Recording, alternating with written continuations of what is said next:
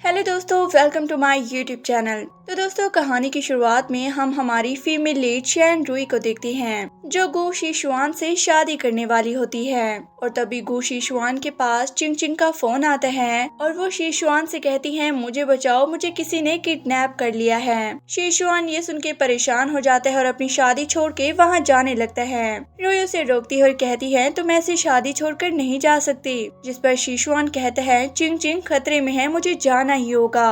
रूही परेशान होकर कहती है कि चिंग चिंग को कुछ नहीं हुआ है, वो हर बार तुम्हें ऐसे ही बुलाती है। रूही शीशुआन को रोकने की बहुत कोशिश करती है लेकिन वो नहीं रुकता और वहाँ पर आए सभी लोगों को ये कहकर चला जाता है कि आज की शादी कैंसिल हो गई है। वहाँ पर आए सभी गेस्ट रूही की बुराई करने लगते हैं। चूड़ी फैंग कहती है, तुम कैसी लड़की हो, बार बार तुम्हारी शादी टूट जाती है। मिस्टर शैन रुई चिल्लाते हैं, हमने तुम्हारे लिए इतनी बड़ी शादी की तैयारी की और तुम अपने पति को न रोक सकी। तुमने हमारे परिवार का नाम खराब कर दिया है। सभी लोगों की बातें सुनकर रूही को बहुत बुरा लगता है और वो जमीन पर ही बैठ जाती है। थोड़ी ही देर बाद वहाँ हमारा मेल लीड चू डिफेंग आता है और अपना हाथ देते हुए जमीन से रूही को उठाता है। डिफेंग सभी लोगों के सामने स्टेज पर कहता है कि असल में दूल्हा यहाँ से भागा है, तो आप लोग दुल्हन को क्यों गलत बोल रहे हैं। मिस्टर शैन चिल्लाते हुए डिफेंग को कहते हैं, तुम सिर्फ शैन परिवार के बॉडीगार्ड हो और तुम्हें ये सब बोलने का कोई हक नहीं है। रूही की बहन उसे कहती है कि इस बॉडीगार्ड के साथ तुम्हारा अफेयर चल रहा है कि इसलिए ये तुम्हें हर टाइम प्रोटेक्ट करता रहता है। रूही गुस्से में चिल्लाती है और चुप होने के लिए कहती है। डिफेंग रूही को कहता है कि तुम इन सब लोगों से बेटर हो और तुम एक अच्छे लड़के को डिजर्व करती हो, तुम मेरे साथ चलो। रूही माइक पे सबके सामने कहती है कि अब मेरी और शीशुआन की शादी टूट गई है। ये कहकर वो डिफेंग के साथ उसका हाथ पकड़कर वहाँ से चली जाती है। अगले सीन में हम रूही को चू डिफेंग के साथ देखते हैं, जहाँ चू डिफेंग उसे समझाने की कोशिश करता है लेकिन रूही उसकी बात नहीं सुनती और बहुत ज्यादा ड्रिंक कर लेती है, जिस वजह से उसे बहुत ज्यादा नशा हो जाता है। रूही नशे की हालत में चू डिफेंग को आई लव यू बोलती है। रूही को इतने ज्यादा नशे में देखकर चू डिफेंग परेशान होकर उसे उठाकर घर ले जाता है। चू डिफेंग जब रूही को बेड पे लिटा देता है तो रूही बार बार उसे अपनी तरफ खींचती है और उसके बहुत करीब आती है। रूही नशे में पहले तो उसकी शर्ट उतारने लगती है और फिर उसे किस कर देती है। डिफेंग उसकी गर्दन पे मारता है, जिस वजह से वो बेहोश होकर सो जाती है। अगले दिन जब रूही की नींद खुलती है तो वो डिफेंग को अपने पास देखकर हैरान रह जाती है और पूछती है कि कल रात क्या हुआ। जो डिफेंग बताता है कि कल तुमने बहुत ज्यादा पी थी और तुम बहुत नशे में थी, लेकिन तुम फिक्र ना करो, कल कुछ भी नहीं हुआ।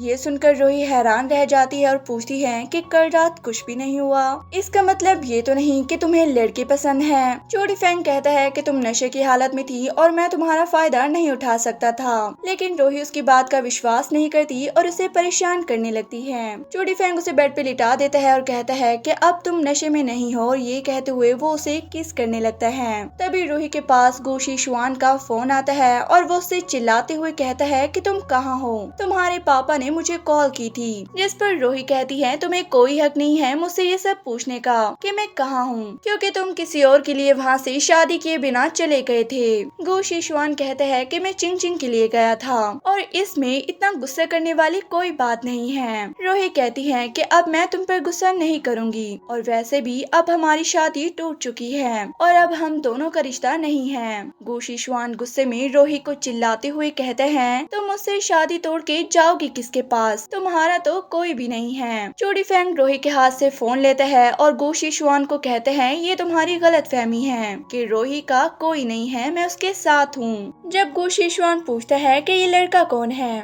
रूही बताती है कि ये चू डिफेंग है और जल्द ही हम दोनों शादी कर रहे हैं। ये कहकर वो फोन कट कर देती है। रूही चू डिफेंग से पूछती है कि कल जब तुमने मुझसे शादी का बोला था, क्या तुम उस बारे में सीरियस थे। जिस पर चू डिफेंग हाँ करता है और ये सुनकर रूही उससे कहती है, चलो फिर हम दोनों शादी कर लेते हैं। अगले सीन में हम मैरी को देखते हैं जो चू डिफेंग को मैरिज सर्टिफिकेट देते हुए कहती है, अब तुम्हें पूरी जिंदगी मेरा ध्यान रखना होगा। जिस पर चू डिफेंग हाँ करता है और रूही हंस के वहाँ से चली जाती है। अगले सीन में हम चू डिफेंग को उसके असिस्टेंट के साथ देखते हैं, जहाँ उसका असिस्टेंट उससे कहते हैं, आप पिछले 5 सालों से रूही के बॉडीगार्ड बन के रह रहे हो और आपने उसे कभी भी नहीं बताया कि आप कौन हो। अब आपकी शादी हो गई है, मुझे लगता है अब आपको रूही को सब कुछ बता देना चाहिए। जिस पर चूडीफेंग कहता है कि अभी मैं उसे कुछ नहीं बताना चाहता क्योंकि उसने जल्दबाजी में शादी की है और बाद में अगर उसे ये शादी गलत लगी तो उसे बुरा नहीं लगना चाहिए। वहीं दूसरी ओर हम रूही को देखते हैं जो अपने पापा के घर जाती है, जहाँ उसके पापा चिल्लाते हुए थप्पड़ मार देते हैं और कहते हैं मैं तुम्हें कभी भी उस बॉडीगार्ड से शादी नहीं करने दूंगा। जिस पर रूही पूछती है कि एक बॉडीगार्ड से शादी करने में क्या बुराई है और वैसे भी ये मेरी मर्जी है मैं किससे शादी करूं और किससे नहीं। रूही गुस्से में मिस्टर शैन को कहती है कि क्या ये सच है कि आप मेरी शादी गु शीशुआन से इसलिए कर रहे हो क्योंकि हमारे परिवार को पैसों की जरूरत है। क्या ये सच है कि शैन फैमिली पैसे के लिए अपने घर की बेटी को बेच देंगे। ये सुनकर मिस्टर शैन को बहुत ही गुस्सा आता है और वो उसे थप्पड़ मारने ही वाले होते हैं, लेकिन तभी चूडीफेंग वहाँ कर मिस्टर शैन का हाथ पकड़ लेते हैं। चूडीफेंग मिस्टर शैन को कहते हैं कि रूही मेरी वाइफ है और आपको उसे कुछ भी बोलने की जरूरत नहीं है। मिस्टर शैन रूही से चिल्लाकर कहते हैं कि बेहतर होगा तुम गु शीशुआन के घर जाकर उससे माफी मांगो और जल्द ही चूडीफेंग को डिवोर्स दे दो। मिस्टर शैन कहते हैं कि अगर तुमने गु शीशुआन को शादी के लिए नहीं मनाया तो मैं भूल जाऊंगा कि तुम मेरी बेटी हो। रूही कहती है कि आप चाहो तो मुझसे रिश्ता तोड़ सकते हो क्योंकि जब से मेरी मॉम की डेथ हुई है उसके बाद से आप भूल गए हैं कि मैं आपकी बेटी हूँ। चूडीफेंग और रूही वहाँ से चले जाते हैं। रूही जब चूडीफेंग के घर के अंदर आती है तो कहती है कि तुम्हारा घर तो बहुत ही प्यारा है, लेकिन मुझे समझ नहीं आ रही कि तुम एक बॉडीगार्ड हो और तुम इतना पैसा कमाते भी नहीं हो, तो फिर तुम्हारा घर इतना बड़ा और अच्छा कैसे है। जिस पर चूडीफेंग उसे बताता है कि उसके मम्मी पापा ने शादी के लिए जो पैसे बचाए थे उसने ये घर उन पैसों से लिया है। रूही मुस्कुराते हुए कहती है कि क्या तुम अपने सारे पैसे मुझ पे खर्च कर दोगे। जिस पर चूडीफेंग कहता है कि मुझे खुशी है मैंने वो पैसे तुम्हारे लिए खर्च किए हैं। चूडीफेंग रूही के करीब जाने लगता है और उसका पैर फिसल जाता है जिस वजह से वो दोनों सोफे पे गिर जाते हैं। रूही कहती है कि शायद मुझे चोट आई है और ये सुनकर चूडीफेंग दवाई लेकर आता है और उसके पैरों पर लगाने लगता है और कहता है कि मैं तुम्हारा हस्बैंड हूँ और इतना तो मैं तुम्हारे लिए कर ही सकता हूँ। तभी चूडीफेंग के पास एक कॉल आता है और वो कहता है कि मैं जल्द ही आता हूँ। अगले सीन में हम रूही को देखते हैं जो कि एक पार्किंग एरिया में होती है और तभी वहाँ गु शीशुआन आता है और उसे देखकर रूही घबरा जाती है। गु शीशुआन रूही को परेशान करने लगता है और वो जोर जोर से चिल्लाती है। थोड़ी देर में वहाँ चूडीफेंग आता है और गु शीशुआन को गिराकर उसे धमकी देते हुए कहता है मैं तुम्हें मार दूंगा अगर तुम एक बार और मेरी वाइफ के पास आए। जिस पर गु शीशुआन कहता है कि तुम सिर्फ एक बॉडीगार्ड हो और मैं गु फैमिली का वारिस, अगर तुमने मुझे कुछ भी किया तो मेरे परिवार वाले तुम्हें छोड़ेंगे नहीं। जब चूडीफेंग उस पर चिल्लाने लगता है तो रूही उसे शांत करने के लिए कहती है तुम क्या ये इस इंसान पर अपना टाइम बर्बाद कर रहे हो, चलो यहाँ से। अगले सीन में हम गु शीशुआन को देखते हैं जो मिस्टर शैन के पास जाता है और उन्हें रूही के बारे में बुरी बातें कहते हैं। जब मिस्टर शैन उसे कहते हैं कि आप फिक्र मत करो मैं रूही को आपके पास ले आऊंगा, तो गु शीशुआन कहते हैं कि मुझे नहीं चाहिए तुम्हारी बेटी और मैं तुम्हें ये बताने आया था कि गु कंपनी जो फंड्स शैन फैमिली को देने वाली थी अब वो फंड्स कैंसिल हो गए हैं और अब गु कंपनी तुम्हें पैसे नहीं देगी। मिस्टर शैन गुस्से में रूही को फोन करके घर बुलाते हैं। रूही जब मिस्टर शैन से मिलने जाती है तो मिस्टर शैन गुस्से में रूही को मारने ही वाले होते हैं, लेकिन चूडीफेंग उन्हें रोक लेते हैं और गुस्से में कहते हैं ये मेरी वाइफ है और आप इसे नहीं मार सकते। जिस पर मिस्टर शैन चूडीफेंग को कहते हैं कि तुम चुप रहो, तुम हमारे घर के नौकर हो और कुछ नहीं। ये सुनकर चूडीफेंग कहता है कि मैं रिजाइन करता हूँ और अब मैं आपके घर का काम नहीं करता। मिस्टर शैन की सेकंड वाइफ जब चिल्लाने लगती है तो रूही उससे कहती है कि आप चुप रहो, आप सिर्फ पापा की मिस्ट्रेस हो। रूही जब वहाँ से जाने लगती है तो मिस्टर शैन और उनकी सेकंड वाइफ दोनों मिलकर रूही के सामने नाटक करते हैं और उसे परिवार का नाम लेकर इमोशनली ब्लैकमेल करने की कोशिश करते हैं, लेकिन रूही उनकी बात नहीं सुनती और कहती है आपने मुझे इतने सालों परेशान किया और अब आपको अचानक याद आया है कि मैं शैन परिवार की हूँ। मैं आप सबको बता देना चाहती हूँ कि आज से मेरा और आपका कोई रिश्ता नहीं है, आप आज से मेरे पापा नहीं हो। अगले सीन में हम चूडीफेंग और रूही को देखते हैं जहाँ चूडी फेंग रूही से पूछता है कि तुम उदास क्यों लग रही हो, जिस पर रूही कहती है कि मैंने अपना परिवार और घर छोड़ दिया है, अब मुझे कुछ समझ नहीं आ रहा। जिस पर चूडी फेंग कहता है तुम फिक्र मत करो, मैं हूँ ना तुम्हारे साथ। रूही कहती है कि अब मैं भी जॉब करूंगी ताकि मैं भी घर में पैसा ला सकूं, और कल मेरा जो कंपनी में जॉब इंटरव्यू है। जिस पर चूडी फेंग कहता है कि मेरा एक दोस्त जो कंपनी में काम करता है, अगर तुम चाहो तो वो इंटरव्यू में तुम्हारी हेल्प कर देगा। अगले दिन जब रूही जॉब इंटरव्यू के लिए जाती है और जब वो एक लड़के को इंटरव्यू दे रही होती है तो बीच में ही उस लड़के के पास एक कॉल आती है और वो वहाँ से बाहर जाता है। थोड़ी देर में वहाँ चूडी फेंग आता है और रूही को लगता है कि वो उसके लिए वहाँ आया है। जैसे ही रूही को किसी के चिल्लाने की आवाज आती है तो वो चूडी फेंग के साथ टेबल के नीचे छुप जाती है। थोड़ी देर बाद जब चूडी फेंग और रूही कंपनी के ऑफिस से निकल रहे होते हैं तभी वहाँ चिंग चिंग उन्हें मिलती है। चिंग चिंग रूही का मजाक बनाते हुए उसकी बेइज्जती करती है और कहती है तुमने किसी बॉडीगार्ड से शादी कर ली है और क्या तुम यहाँ पर जॉब के लिए आई हो, और अगर हाँ है तो मैं जॉब इंटरव्यू देकर तुम्हारी सीनियर बन जाऊंगी और फिर तुम कंपनी में परेशान हो जाओगी। रूही कहती है कि अगर तुम इस कंपनी में काम करोगी तो मैं नहीं करूंगी क्योंकि मैं रोज रोज तुम्हारी शक्ल नहीं देख सकती। ये कहकर वो वहाँ से चली जाती है। अगले सीन में हम देखते हैं चूडी फेंग और रूही जब घर पर होते हैं। रूही चूडी फेंग से कहती है कि मुझे समझ नहीं आ रहा कि क्या मुझे ये जॉब मिलेगी भी या नहीं। वो बहुत ज्यादा परेशान हो रही होती है और तभी उसके पास जो कंपनी का फोन आता है और उसे पता चलता है कि जॉब उसे मिल गया है। रूही चूडी फेंग से कहती है कि मुझे नहीं पता उन लोगों ने मुझे जॉब क्यों दिया क्योंकि मेरा तो इंटरव्यू भी बहुत बुरा गया था। चूडी फेंग कहता है कि शायद तुम्हें जॉब इसलिए दिया है क्योंकि तुम बहुत खूबसूरत हो।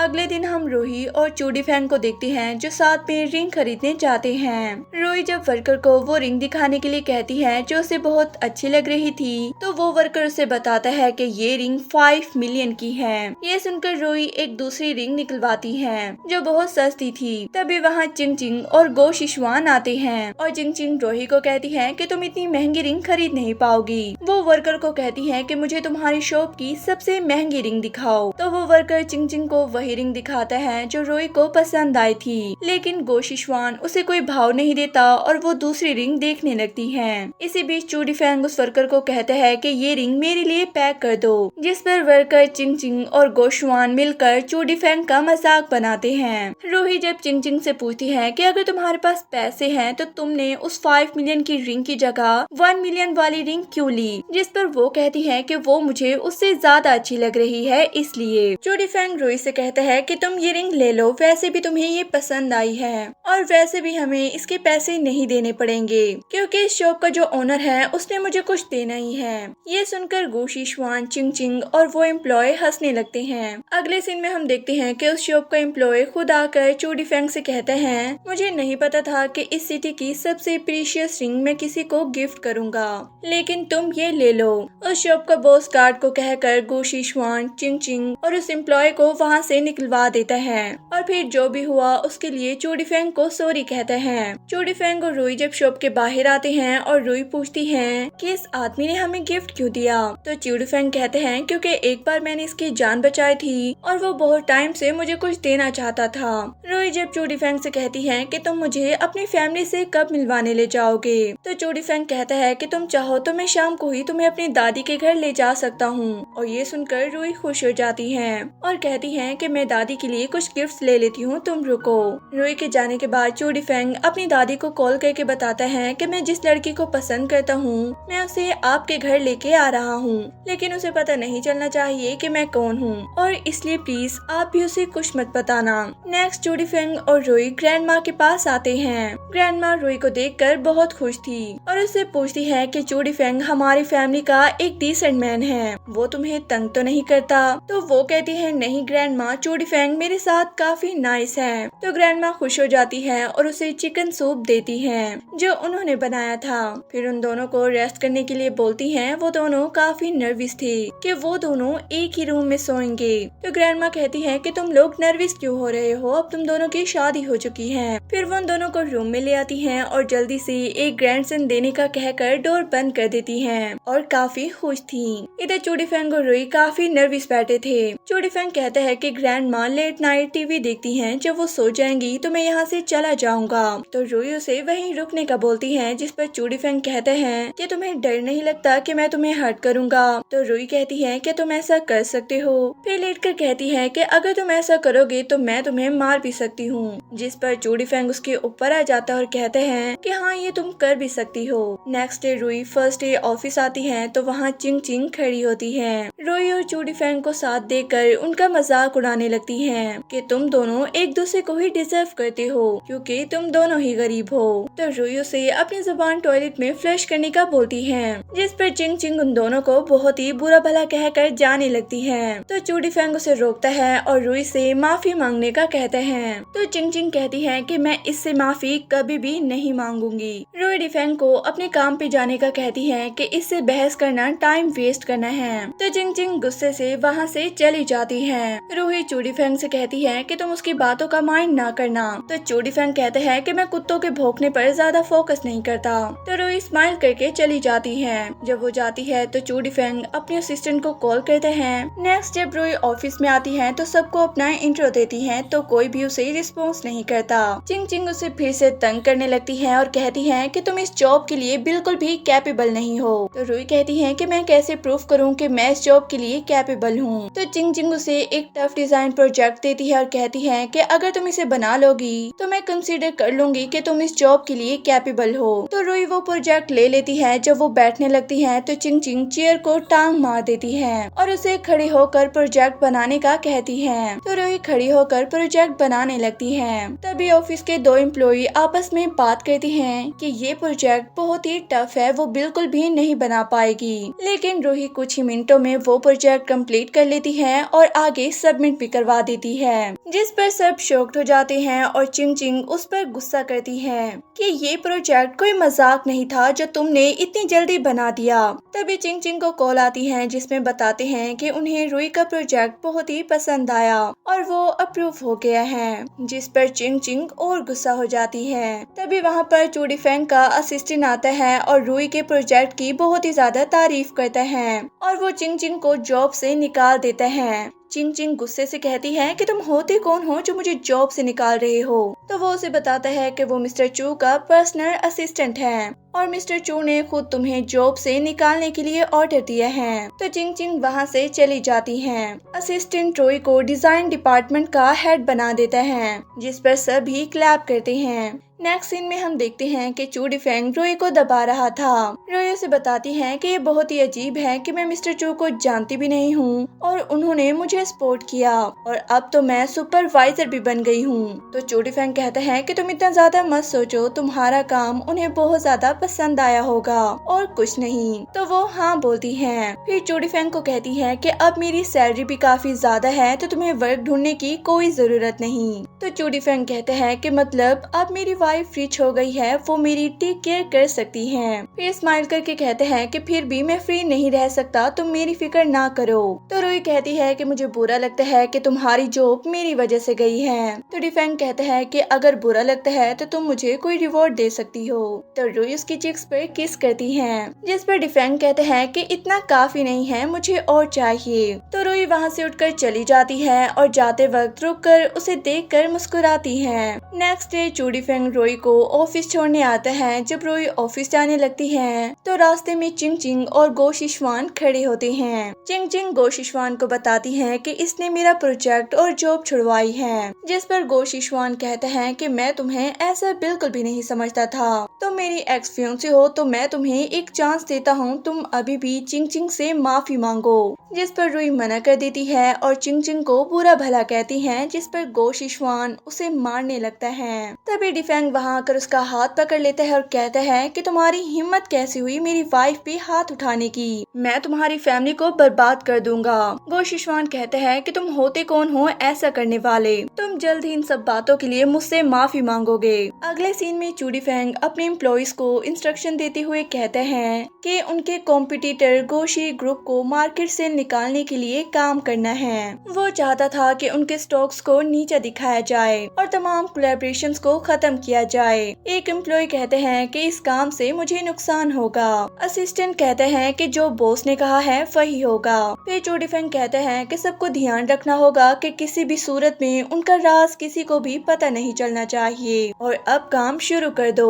जो ग्रुप का प्रेसिडेंट बहुत ही गुस्से में था कि गो ग्रुप के लिए बिना किसी वजह से क्यों ये हमारा बिजनेस खराब कर रहा है और अपने असिस्टेंट से कहते हैं कि जल्दी कुछ करो, मुझे ये प्रोजेक्ट वापस चाहिए। असिस्टेंट बताते हैं कि हमारे शेयर प्राइस कुछ दिनों से चो ग्रुप की रिजेक्शन की वजह से 30% गिर गई है। तो गो शिशवान को गुस्सा आता है और असिस्टेंट को कहते हैं कि तुम मेरे लिए पता करो कि ये सब कौन कर रहा है। चिंग चिंग उसे याद करवाती है कि वो दिन जब शियान यो के साथ जो बॉडीगार्ड था उसने क्या कहा था। क्या ये सिर्फ बातें हैं? चो डिफेंग भी वही है। क्या वो चू फैमिली से है? गो शिशवान कहते हैं कि ये जरूर रोई का हाथ है, हमें उसके लिए कोई प्लान बनाना होगा। रोई जब ऑफिस जा रही होती है तभी चिंग चिंग उसे मिलती है और पूछती है कि आज वो बॉडीगार्ड तुम्हें ऑफिस छोड़ने नहीं आया।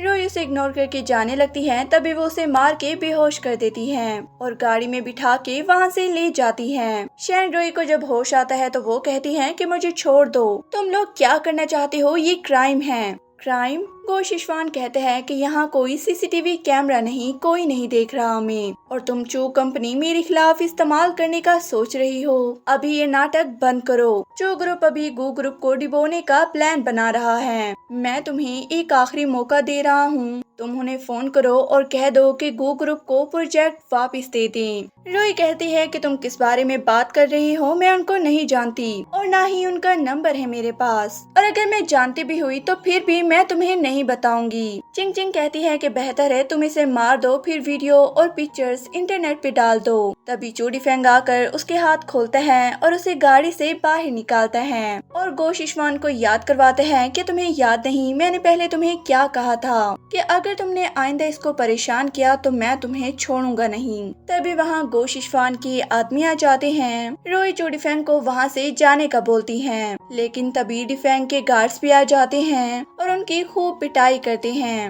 रोई के पूछने पर डिफेंग उसे बताता है कि जियांग चेन मेरे बचपन का फ्रेंड है। तुम्हें याद है मैंने तुम्हें बताया था कि मैंने चो ग्रुप में एक फ्रेंड बनाया था, वो है जियांग चेन। वो शॉक्ड होती है कि इसलिए लास्ट टाइम जियांग असिस्टेंट ने मुझे जियांग क्रिएशन जगाने में मदद की थी और चो डिफेंग को हक करके उसे भी थैंक यू बोलती है। वो कहता है कि मेरी वाइफ तुम बस हैप्पी रहा करो। गार्ड्स पूछते हैं कि इन दोनों का क्या करना है। चिंग चिंग और गो शिशवान रोई से माफी मांगते हैं, लेकिन वो उन्हें माफ नहीं करती और चो डिफेंग से कहती है कि इन दोनों को जेल भेज दो। चो डिफेंग कहता है कि जैसे तुम चाहोगी वैसा होगा और असिस्टेंट को कहता है कि इनको 1 करोड़ का मुआवजा देना होगा मेरी सिस्टर को ताकि वो ठीक हो सके। वो घर आ जाते हैं तो डिफेंग कहते हैं कि सब मेरी गलती है, मुझे तुम्हारा ख्याल रखना चाहिए था।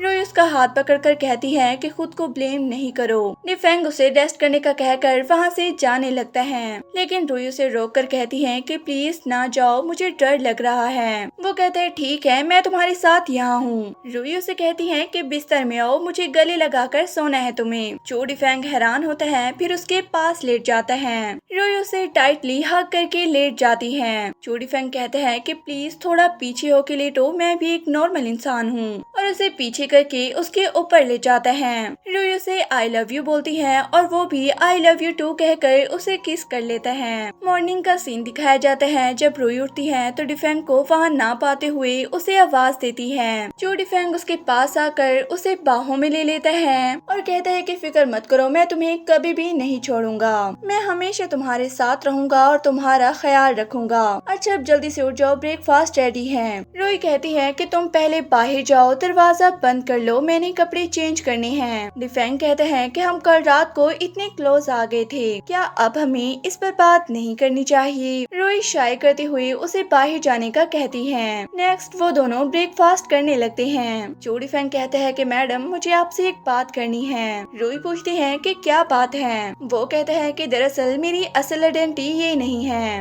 रोई कहती है कि मुझे पता है। वो हैरान होकर पूछता है कि क्या तुम्हें पता है। हाँ मुझे पता है कि तुम अच्छे शेफ भी हो। तभी चूडीफेंग को कॉल आती है तो वो परेशान हो जाता है। रुई के पूछने पर वो उससे झूठ बोलते हैं कि मैंने न्यू जॉब स्टार्ट की है कंपनी में, वहाँ से कॉल आई है, मुझे जाना ही होगा, मैं जल्दी ही वापस आता हूँ। और हाँ तुम्हारे लिए एक सरप्राइज भी प्लान किया है मैंने। रुई ऑफिस में भी सरप्राइज के बारे में ही सोचती रहती है। तभी एक पर्सन आकर उसे कहते हैं कि थोड़ी देर के लिए टॉप फ्लोर ऑफिस आ जाना, मुझे तुमसे कुछ बात करनी है।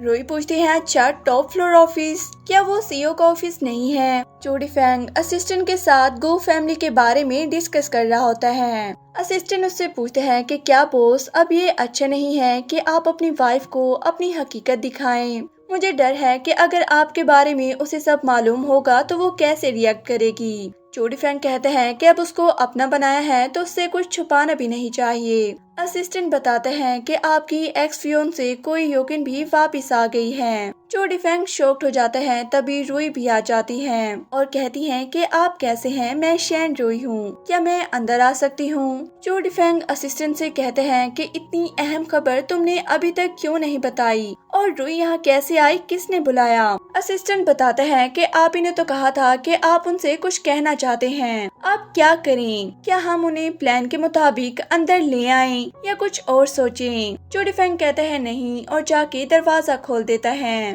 रुई शॉक्ड हो जाती है। डिफेंग तुम यहाँ क्या कर रहे हो?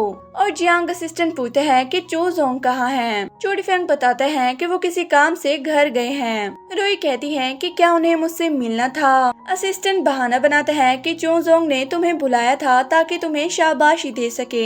जब से तुम सुपरवाइजर बनी हो डिजाइन डिपार्टमेंट की परफॉर्मेंस बहुत ही बेहतर हो गई है, चूडीफेंग तुम्हें सैलरी बताने वाला था। रुई खुश हो जाती है और चूडीफेंग से सरप्राइज के बारे में पूछती है। असिस्टेंट बताता है कि ये शेफ बनना चाहते हैं। रुई और भी हैप्पी हो जाती है। रुई काम का कहकर वहाँ से चली जाती है। असिस्टेंट चूडीफेंग से कहते हैं कि ये काम आपको संभालना पड़ेगा, बेहतर ये है कि सारी बातें सुलझा लें फिर ही उसे बताना, वरना उस पर ज्यादा दबाव हो जाएगा। ऑफिस से वापसी पर रुई चूडीफेंग को कहती है कि मैं तो ये सोच रही थी कि क्या तुम्हारे लिए मुझे पिकअप करना ठीक है? वो कहता है कि 24 हॉर्स में मैं तुम्हें 2 दफा पिक एंड ड्रॉप कर सकता हूँ, ये मेरी ड्यूटी भी है। रुई कहती है कि ये इतनी कीमती गाड़ी तो मिस्टर चो की है, तुम इसे लेकर क्यों आए हो? वो कहते हैं कि ये गाड़ी मुझे चो जोंग ने दी है, बस इसे खराब नहीं करना है। वापसी पर चूडीफेंग उसे एक होटल में लेकर आता है और उसे बर्थडे का सरप्राइज देता है और उसे बर्थडे विश करता है। रुई सारी अरेंजमेंट्स देखकर इमोशनल हो जाती है और कहती है मुझे खुद नहीं पता था कि मेरी माँ के बाद अब भी कोई मेरी बर्थडे को याद रखता है। चूडीफेंग कहता है वैसे मैंने हमेशा याद रखा है। फिर वो कैंडल ऑन करके उसे विश करता है हैप्पी बर्थडे छोटी प्रिंसेस, तुमने क्या विश मांगी है? रुई कहती है मैं नहीं बताऊंगी, अगर बता दी तो वो पूरी नहीं होगी। चूडीफेंग कहते हैं कि हम पहले एक काम कर लेते हैं और वो उसे टाइटली पकड़ के किस कर लेता है। नेक्स्ट सीन में चूडीफेंग उसे केक खिलाता है तो वो गिफ्ट की डिमांड करती है। चूडीफेंग कहते हैं वो तो मैं भूल गया। वो कहती है ठीक है ये मेरा बर्थडे केक है, तुम इसमें से एक बाइट भी नहीं ले सकते।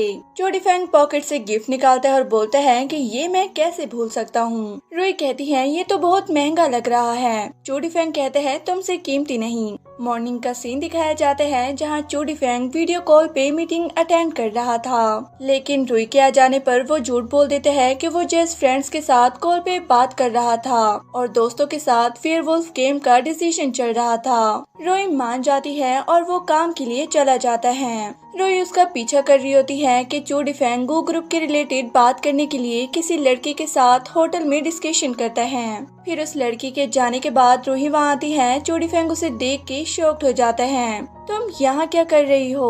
वो उस लड़की के बारे में पूछती है तो वो बहाना बना देते हैं कि वो मेरी स्कूल फ्रेंड थी और उससे रिलैक्स करता है। तभी असिस्टेंट जियान आता है और डिफेंग को वहाँ से बहाना बना कर ले जाता है कि चो फैमिली को आपकी हेल्प की जरूरत है और उसे बाय कहकर वहाँ से चला जाता है। रास्ते पे असिस्टेंट बताता है कि चाओ जैंग डोंग बोर्ड मेंबर ने अंदर से कुछ लोगों से धमकी दी है। बहुत से छोटे शेयर होल्डर्स ने भी धमकी दी है। बोर्ड मीटिंग में सभी चूडीफेंग की बुराई कर रहे होते हैं। तभी वहाँ चूडीफेंग भी आ जाता है और वहाँ बैठे सीनियर डायरेक्टर को उठा देता है, ये कहते हुए कि मैं तो चू फैमिली का प्रेसिडेंट हूँ, मैं किसी शेयर होल्डर्स की साइड पर क्यों बैठूं। सब डायरेक्टर चू को कहते हैं कि गो ग्रुप के साथ बिजनेस वॉर में तुम्हारी इन्वेस्टमेंट असल में ज्यादा है, क्या तुम हमें इसका जवाब दे सकते हो। तो वो सबको एक फाइल दिखाता है जिसमें जो प्रॉफिट उनकी कंपनी को हुआ है उसकी डिटेल लिखी हुई थी। सब बहुत रेडी हो जाती हैं कि ये तो बेहतरीन बिजनेस स्ट्रेटेजी है और वो ये भी बताता है कि मेरी स्ट्रेटेजी अब कंक्लूड होने वाली है, अगले हफ्ते तक गो ग्रुप को पूरी तरह से खत्म कर दूंगा, बिल्कुल बेहतरीन बन जाएगी। सभी उसके प्लान से बहुत खुश होते हैं, लेकिन एक पर्सन वहाँ उसकी फोटो क्लिक कर लेता है। चूडीफेंग वहाँ से आ जाता है। असिस्टेंट भी बहुत खुश था उसके फैसले से, लेकिन चूडीफेंग को बस ये टेंशन थी कि वो रुई से अब और झूठ नहीं बोल सकता और उसे कब बताएगा वो अपनी आइडेंटिटी के बारे में। तभी असिस्टेंट आकर बताता है कि आपकी वीडियो किसी ने ऑनलाइन पोस्ट कर दी है। चूडीफेंग बहुत ज्यादा हैरान हो जाता है। रुई को दिखाया जाता है वो भी ऑनलाइन चूडीफेंग के बारे में पोस्ट देख लेती है। जब चूडीफेंग वापस आता है तो रुई उससे पूछती है कि क्या तुम्हारे पास मुझे बताने के लिए कुछ है। वो कहते हैं हाँ बताने को तो है, मिस्टर चू ने गो ग्रुप को खत्म कर देने का प्लान बना लिया है। रुई कहती है कि इसमें तुम्हारी पिक्चर भी है, तुम ही मिस्टर चू हो ना। चूडीफेंग फिर से बहाना बनाता है कि मेरी शक्ल मिस्टर चू से मिलती है, तभी तो उन्होंने मुझे अपना बॉडीगार्ड बनाया है। रुई को यकीन नहीं आता तो वो कहता है ठीक है तुम कॉल पे बात कर लो, मैं तुम्हारी वीडियो कॉल पे मिस्टर चू से बात करवाता हूँ। रुई मान जाती है और खुश होती है कि तुम्हारा फेस तो बिल्कुल मिस्टर चू से मिलता है। तभी दिखाया जाता है कि कॉल पे जो पर्सन बात कर रहा था वो असिस्टेंट के कहने पे एक्टिंग करता है। ये सब चूडीफेंग का ही प्लान था। रुई उस पे शक करने के लिए सॉरी कहती है और ये भी कहती है कि मिस्टर चू का बॉडीगार्ड होना तुम्हारे लिए सेफ नहीं है, तुम ये जॉब छोड़ दो, मैं तुम्हारे साथ हूँ। दूसरी तरफ गो शिशवान अपने असिस्टेंट पर चिल्ला रहा होता है कि हमारी कंपनी को इतना लॉस हो रहा है और तुम कुछ भी नहीं कर रहे, तुम्हें निकाल देना ही बेहतर होगा। उसे बाहर जाने का कहता है। तभी चिंग चिंग आती है और उसे बताती है कि चू ग्रुप के प्रेसिडेंट ने 1 वीक का टाइम दिया है गो ग्रुप को खत्म करने के लिए और एशियन रिपोर्टर ने भी यही कहा है कि यही सही है। गो शिशवान हैरान होता है कि एक मामूली लड़की रोई के लिए चू प्रेसिडेंट ऐसा कर सकता है। चिंग चिंग उसे चू प्रेसिडेंट की इंटरनेट वाली पिक्चर दिखाती है तो वो पहचान लेता है कि ये तो वही बॉडीगार्ड है और बहुत परेशान हो जाता है कि चूडीफेंग चू ग्रुप का प्रेसिडेंट कैसे बन सकता है। चिंग चिंग उसे मशवरा देती है कि हमें किसी भी तरह खुद को बचाना होगा, इसके लिए हमें रुई को ढाल बनाना होगा, वो चूडीफेंग की वीकनेस है। गो शिशवान भी इस बात पर रेडी हो जाता है। रुई गिराज में चूडीफेंग का वेट कर रही होती है। तभी गो शिशवान भी वहाँ आ जाता है और उसे बेहोश करके एक जगह पर बांध देता है। चिंग चिंग उसे स्लैप कर देती है। रुई को होश आता है तो वो पूछती है तो मुझे यहाँ क्यों लेकर आए हो, अब मैंने क्या किया है। चिंग चिंग उसे बताती है कि चूडीफेंग ही चू ग्रुप का प्रेसिडेंट है और तुम्हारे कहने पर वो हमारे साथ इतना बुरा कर रहा है। चूडीफेंग भी वहाँ रुई को ढूंढते हुए आ जाता है क्योंकि वो उसकी कॉल पिक नहीं कर रही थी। चूडीफेंग के गार्ड्स भी वहाँ आ जाते हैं, सबकी आपस में फाइट हो रही होती है। रुई की कंडीशन बहुत ही खराब थी तो चूडीफेंग रुई को कहता है कि मैं किसी को तुम्हें हर्ट नहीं करने दूंगा और उसके हाथ खोलकर उसे वहाँ से ले जाने लगता है। चिंग चिंग कहती है कि क्या जो हमें पता लगा है वो सच है। वो कहता है हाँ सच है और गार्ड्स को ऑर्डर देता है कि इन्हें अच्छे से पनिशमेंट दो। अगले सीन में चूडीफेंग को दिखाया जाता है जो रुई के साथ हॉस्पिटल में था। असिस्टेंट उसे आकर गो शिशवान और चिंग चिंग की इंफॉर्मेशन देता है, लेकिन वो कहते हैं कि मुझे इसमें कोई इंटरेस्ट नहीं है, अभी ऐसी बातें ना करो। चूडीफेंग काफी परेशान था। वो डॉक्टर से पूछते हैं कि अभी तक रुई को होश क्यों नहीं आया। डॉक्टर उसे तसल्ली देते हैं कि जल्द ही उसे होश आ जाएगा। सब सीनियर डॉक्टर रुई का ट्रीटमेंट कर रहे होते हैं और अब वो खतरे से भी बाहर होती है। तभी रुई को होश आ जाता है और वो पूछती है कि मैं कहाँ हूँ। चूडीफेंग कहता है कि तुम चू हॉस्पिटल में हो, फिक्र मत करो, आइंदा तुम्हें गो शिशवान हर्ट नहीं करेगा। रुई पूछती है कि क्या तुमने उसे मार दिया है। असिस्टेंट बताता है कि वो दोनों पुलिस स्टेशन में हैं। रुई खुश होती है और चूडीफेंग को बोलती है कि तुम असिस्टेंट को थैंक्स बोलो और खुद भी थैंक्स बोलती है कि ये सब मिस्टर चो की वजह से हुआ है। चो डिफेंग पहले बहाना बनाता है, लेकिन रुई के फोर्स करने पर वो असिस्टेंट को थैंक्स बोल देता है। असिस्टेंट भी एम्बैरस होता है कि उसका बॉस उसे थैंक्स बोल रहा है। सर पे चोट लगने की वजह से रुई असिस्टेंट को बार बार भाई बोलती है। वो उसे याद करवाते हैं कि आप चो डिफेंग की वाइफ हैं एंड प्लीज मुझे बार बार भाई मत बोलें। चो डिफेंग रुई को बताते हैं कि मिस्टर चो ने 50% ऑफ गो ग्रुप तुम्हें देने का ऑर्डर दे दिया है एज अ थैंक्स, क्योंकि तुम्हारी वजह से गो ग्रुप अब उनका हो चुका है। रुई असिस्टेंट से पूछती है कि 50% में क्या मिला होगा, तो वो बताता है कि 500 या 600 मिलियन हॉर्सेस हो सकते हैं। रुई खुश हो जाती है और चो डिफेंग को कहती है कि अब हम अमीर हो गए। चो डिफेंग डॉक्टर से रुई को घर ले जाने का पूछते हैं, तो वो कहते हैं कि आप ले जा सकते हैं, बस कुछ दिन इन्हें रेस्ट करना होगा, और वो उसे उठाकर घर ले आता है। घर आने के बाद चो डिफेंग रुई को बताता है कि मैंने ऑफिस से बहुत ही छुट्टियां कर ली हैं, इसलिए अब मुझे ऑफिस जाना होगा। तभी उसे मैसेज आता है और वो रुई को बाय किस करके वहाँ से चला जाता है। अगले सीन में चो डिफेंग उसी लड़की से मिलने के लिए होटल में आता है। रुई की सिस्टर उसे वहाँ देख लेती है और उसकी पिक्चर बना लेती है। जब वो उठकर जाने लगती है तो वो उसे धक्का दे देती है, तो वो चो डिफेंग से टकरा जाती है। तो रुई की सिस्टर उनकी क्लोज होने की पिक्चर बनाकर वहाँ से चली जाती है और फिर रुई को कॉल करती है, लेकिन रुई उसे बात करने से मना कर देती है। तो वो उसे पिक्चर सेंड करती है, लेकिन वो सेंड भी नहीं होती। उसको बहुत गुस्सा आता है, तो वो रुई के घर आ जाती है और उसे चो डिफेंग की पिक्चर दिखाती है कि देखो तुम्हारे हस्बैंड अमीर लड़कियों के साथ फ्लर्ट कर रहे हैं। रुई कहती है कि हो सकता है वो किसी काम के लिए मिले हों। तो उसकी सिस्टर उसे चो डिफेंग की उस लड़की के साथ क्लोज में ली हुई पिक्चर दिखाती है कि ये भी काम हो रहा है। रुई देख के हंसती है कि मुझे पता है ये सब तुम्हारा प्लान है। अगर इनका कोई रिलेशनशिप होता तो चो डिफेंग के फेस भी ऐसे सरप्राइज रिएक्शन ना होता।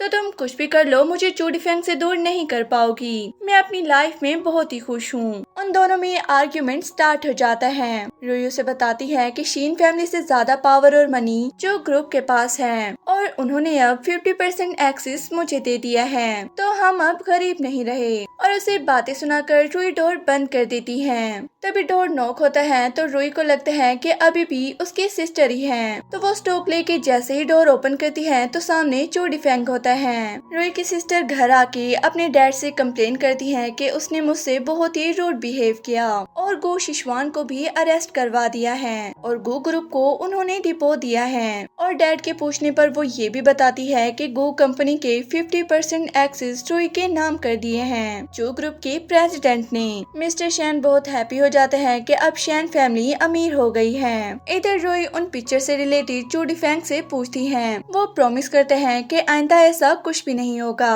रुई कहती है कि मुझे तुम पर ट्रस्ट है। तभी वो किस करने वाले होते हैं कि डोर बेल बजती है। रुई जाके डोर खोलती है तो उसके डैड, मदर और सिस्टर आए होते हैं। उसके डैड कहते हैं कि क्या तुम हमें अंदर नहीं आने दोगी। वो बोलती है आपने मुझसे अपना रिलेशनशिप खत्म कर दिया था, अब आपको अपनी बेटी कैसे याद आ गई। मिस्टर शीन कहते हैं कि शीन ग्रुप बहुत ही मुश्किल में है, तुम हमारी हेल्प कर दो, मैं तुम्हें प्रेसिडेंट बना दूंगा शीन ग्रुप का। रुई नहीं मानती तो उसकी मॉम और सिस्टर आर्ग्यूमेंट करने लगती हैं। रुई कहती है कि मैं अपने हस्बैंड के साथ बहुत खुश हूँ, मुझे अब किसी की जरूरत नहीं। और वो कहती है कि अगर आपको पैसे चाहिए तो शीन ग्रुप के सारे शेयर मेरे नाम कर दें और अदरवाइज आप यहाँ से जा सकते हैं। और फिर रुई अंदर चली जाती है तो चो डिफेंग डोर बंद कर देता है। मिस्टर शीन बाहर से रुई पे चिल्लाते हैं, लेकिन वो इग्नोर करती है और चो डिफेंग के साथ रोमांटिक मोमेंट स्पेंड करती है। नेक्स्ट मॉर्निंग रुई ऑफिस के लिए जा रही होती है। चो डिफेंग उसे मैसेज करके सेफ रहने का बोलता है। तभी वो रिच लेडी वहाँ आती है और रुई से प्रेसिडेंट के ऑफिस के बारे में पूछती है। रुई के पूछने पर वो बताती है कि मैं मिस्टर चो की फियांसे कोई हूँ। रुई उसे मिलकर बहुत ही खुश होती है और उसे बॉस लेडी कहकर बुलाती है एंड उसे ऑफिस ले जाती है। तभी वहाँ शीन फैमिली आ जाती है और अपने आदमियों को रुई को पकड़ने के लिए कहती हैं। कोई अपने गार्ड्स को कहकर उन लोगों को मार पड़वाती है और मिस्टर शीन के पूछने पे बताती है कि मैं मिस्टर चो की फियांसे हूँ, तुम मेरे सामने ऐसे नहीं कर सकते। मिस्टर शीन ये सुनकर हैरान हो जाते हैं और अपनी वाइफ और बेटी को लेकर वहाँ से चले जाते हैं। और आगे जाके अपनी फैमिली को बताते हैं कि मिस कोई की फैमिली सबसे टॉप और रिच है। तो उसकी वाइफ कहती है कि मिस्टर चो भी तो इतने पावरफुल हैं, क्यों ना हम अपनी छोटी बेटी की शादी उनसे करवा दें। रोई मिस कोई को अंदर ले जाती है और मिस्टर चो के बारे में पूछती हैं तो वो बताती हैं कि हम दोनों एक दूसरे को बचपन से ही जानते हैं। रोई उससे भी इम्प्रेस थी। दूसरी तरफ चो डिफेंग को दिखाया जाता है। असिस्टेंट उसे कहते हैं कि अब आपको सब कुछ रोई को बता देना चाहिए। चो डिफेंग कहते हैं कि इससे पहले मुझे कोई से मिलकर सब कुछ क्लियर करना होगा और फिर उसे कॉफी लेने का बोलता है। असिस्टेंट जब बाहर जाता है तो रोई और कोई को साथ देखकर शॉक्ड हो जाता है और फौरन अंदर आकर चो डिफेंग को बताता है कि मिस कोई और रोई दोनों बाहर ही खड़ी हैं, अब क्या करें। चो डिफेंग हैरान हो जाता है और असिस्टेंट को मैटर संभालने का बोलता है और खुद टेबल के नीचे छुप जाता है। असिस्टेंट जाके डोर ओपन करता है और बताता है कि बॉस यहाँ पर नहीं है। उसको कंफ्यूज देखकर कोई कहती है कि मैं खुद आकर देखूंगी कि वो अंदर है कि नहीं,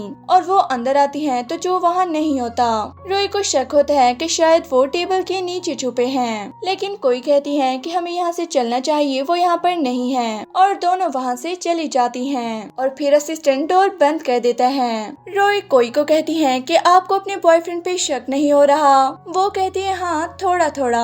तभी असिस्टेंट कॉल करके कोई को बताता है कि बॉस वापस आ गए हैं, मैं आपकी मीटिंग उनसे अरेंज करवा देता हूँ। लेकिन कोई मना कर देती है कि उसे अब खुद घर मिलने आना होगा और कॉल बंद कर देती है। कोई रुई को थैंक यू बोल देती है तो रुई कहती है कि थैंक यू तो मुझे बोलना चाहिए, आपने सुबह मेरी हेल्प की थी। फिर वो दोनों ग्रैंड मदर जैंग से मिलने आती हैं, लेकिन गार्ड सिर्फ कोई को ही अंदर आने की परमिशन देते हैं और रोई को बाहर वेट करने का कहते हैं। थोड़ी देर बाद चो डिफेंग भी वहाँ आ जाता है। रोई उसे गार्ड से बात करते हुए देख लेती है। रोई हैरान थी कि आवाज, ड्रेस और फेस बिल्कुल मेरे हस्बैंड जैसा है, तो क्या वाकई में मिस्टर चो ही चो डिफेंग है? लेकिन उसने मुझसे झूठ क्यों कहा? तभी ग्रैंड मदर को दिखाया जाता है जो फ्रूट्स लेके कोई को खाने का कहती है, लेकिन वो मना कर देती है और कहती है कि मुझे चो से मिलना है, अब हमारी एंगेजमेंट को काफी टाइम हो गया है, लेकिन मुझे अब शादी नहीं करनी। ग्रैंड मदर चो को कॉल करके जल्दी से आने का कहती है। रोई भी छुप के अंदर आ जाती है। चो डिफेंग अंदर आता है तो उसकी ग्रैंड मदर बताती है कि इसने शादी से मना कर दिया है। तो चो डिफेंग बहुत ही खुश होता है और डिसाइड करता है कि वो अब सब कुछ रोई को सच सच बता देगा। रोई छुप के उन सब की बातें सुन रही होती है। कोई कहती है कि वो इतनी नाइस गर्ल है, तुमने उसे झूठ क्यों बोला? वो कहते हैं कि मैं कुछ टाइम से उसके पास एज अ गार्ड काम कर रहा था ताकि मुझे पता चल जाए कि वो क्या चाहती है, मैं उसे फोर्स नहीं करना चाहता था। दादी भी बहुत खुश होती है कि तुम जल्दी से रोई को सब कुछ सच बता दो, लेकिन चो डिफेंग कहते हैं कि मैं उसे कुछ अलग तरीके से बताऊंगा। अगले सीन में चो डिफेंग रोई को मना रहा होता है कि मिस्टर चो की शादी है, तुम भी मेरे साथ चलो। रोई पहले मना करती है लेकिन फिर मान जाती है क्योंकि वो सब कुछ जान चुकी थी। रोई की एंट्री होती है तभी वहाँ उसकी सिस्टर भी अपने बॉयफ्रेंड के साथ आई हुई होती है और रोई को पुअर कहकर टीज करने लगती है, तो दोनों में आर्ग्यूमेंट स्टार्ट हो जाता है। तभी चो डिफेंग आ जाता है और चो जिंग डोंग से कहते हैं कि तुम यहाँ क्या कर रहे हो, ये मेरी शादी है, चले जाओ यहाँ से। ग्रैंड मदर भी उस पे चिल्लाती है और वो यहाँ से चले जाते हैं। चो डिफेंग रोई को सच बताने लगता है लेकिन वो कहती है कि मुझे सब पता है, तो चो डिफेंग तो हैरान ही हो जाता है। तो रोई कहती है कि रिलेशनशिप में ट्रस्ट बहुत ही इम्पोर्टेंट होता है, मुझे तुम पे ट्रस्ट है। चो डिफेंग सबके सामने रोई को इंट्रोड्यूस करवाता है कि ये मेरी वाइफ है, मैं इसे बहुत ही प्यार करता हूँ, और सबके सामने आई लव यू बोलकर उसे किस करता है। सो फ्रेंड्स, इस तरह इस ड्रामे की हैप्पी एंडिंग हो जाती है। होप सो आपको पसंद आई होगी। अगर वीडियो अच्छी लगी तो वीडियो को लाइक और चैनल को सब्सक्राइब करना मत भूलिएगा। Goodbye, take care.